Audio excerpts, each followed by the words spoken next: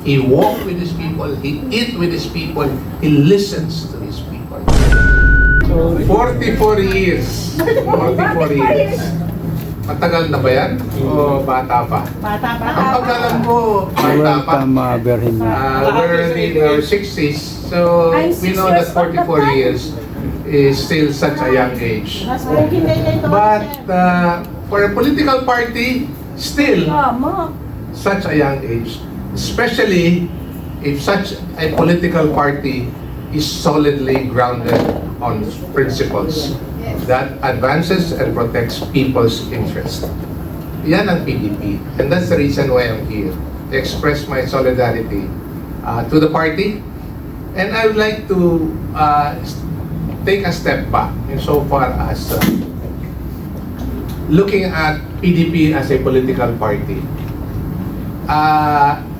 I am not a political animal. I am just a political observer on the side, especially during elections. But when I would look at political parties, especially during elections, karamihan ng mga political parties, they come and go. It's very fleeting. Pagkatapos ng election, mawawala na yung partido. Or kung hindi man mawawala, hihina at wala na masyadong ginagawa. Kasi ando na, naluklok na yung mga kandidato na gusto nilang kilala. And I think that should not be the case. Because when a political party is not solidly grounded, ang nangyayari, ang nauuna yung kandidato. Ang partido ang tumutulak sa likod. Ngayon, pag makita mo, like what happened in the last election, front and center, together with the candidates, ang political party. Yun ang gusto nating makita. It has happened and let's continue to do it that way, if I may suggest it. Kasi front and center, ang nagdadala po sa kandidato ay yung partido. And the principle behind that the party was grounded, established at the time when it was established 44 years ago, should remain valid even until now. Why is that? Because, if I may recall, yung PDP po was established at the time of upheaval, at the time of social and political unrest.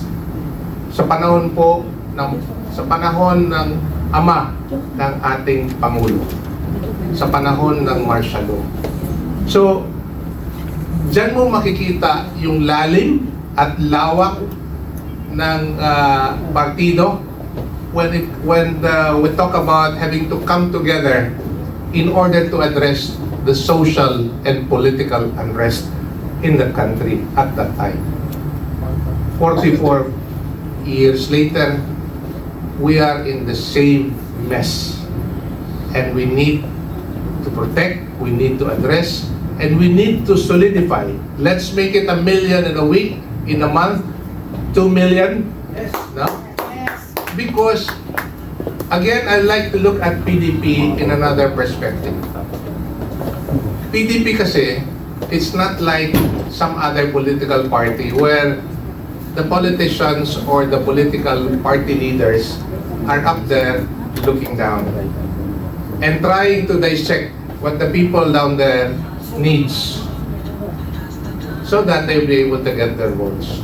Ang PDP po is very much grounded on the ground. Kinakausap mo yung tao. At dinadala mo yung tao. Nakikipagkain ka sa tao. Yung sentimento mo nasa tao. Talagang ka-level mo yung tao. Ibig sabihin, nakikilala mo yung tao at anong kailangan natin. So I think that is what's important to understand why PDP has lasted this long. And I hope it will continue for the next 44 years and beyond. I'd like to acknowledge two people. Given this political and social upheaval, the first one, obviously, was the founder, si Nene Pimentel, 44 years ago. So, ibig sabihin po, hindi po ito, this was never established at a time when things were easy. Never. The party was established because we were in dire need. The country and the Filipino people was in dire need. Kailangan talaga may motibasyon. Malalim, malawak, at may commitment to move forward the people's cause. 44 years later, nakita po natin na and even before, si Tatay Digong, PRRD, Mayor, tawag namin sa Davao, CM, or to friends, he would simply want to be called by. Nag-away pa kami nun. Kasi when he asked me to meet, I like to take a side trip with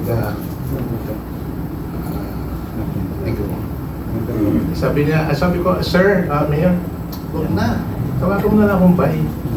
Sabi ko, I cannot do that. But, you know, he was mayor, and I keep on saying, sir, ayaw niya. And kami lang dalawa. Actually, tatlo. Si Senator Bongo. Ayaw niya. Bay lang.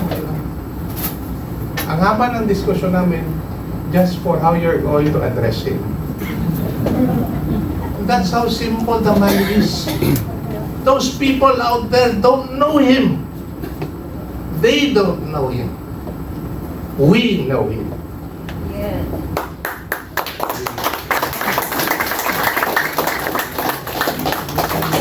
Yun ang sinasabi ko. He walked with his people, he ate with his people, he listens to his people. And that is a reflection of what PDP is.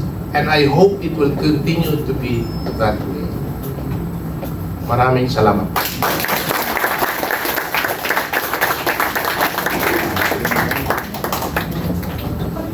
Nakakaantig talaga ng puso, di ba? Yung makilala natin si Tatay Digong from the very mouth and the heart of those people who he worked with. And syempre, yung humility ni Tatay Digong, yun din yung bitbit natin. At humility ni Tatay Nene, yun din ang bitbit natin dito sa ating partido.